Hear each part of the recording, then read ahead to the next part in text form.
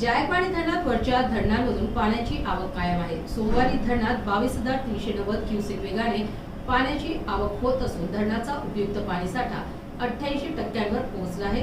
मंगळवारी आवक बघून मुख्य सांडव्यांद्वारे विसर्ग करण्याचा निर्णय घेण्यात येणार आहे। सोमवारी तहसीलदार ज्योती पवार यांनी आपत्ती व्यवस्थापनाची बैठक घेतली। गोदावरी नदीपात्रात कोणीही प्रवेश करू नये, तसेच नदीकाठच्या गावातील नागरिकांनी सतर्क राहून आवश्यक ती खबरदारी घ्यावी, जेणेकरून कोणतीही जीवित अथवा वित्त हानी होणार नसल्याचा इशारा जायकवाडी पाटबंधारे विभागाच्या वतीने देण्यात आला आहे।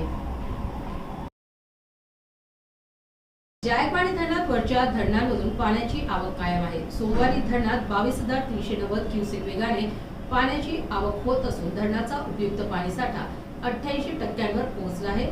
मंगळवारी आवक बघून मुख्य सांडव्यांद्वारे विसर्ग करण्याचा निर्णय घेण्यात येणार आहे। सोमवारी तहसीलदार ज्योती पवार यांनी आपत्ती व्यवस्थापनाची बैठक घेतली।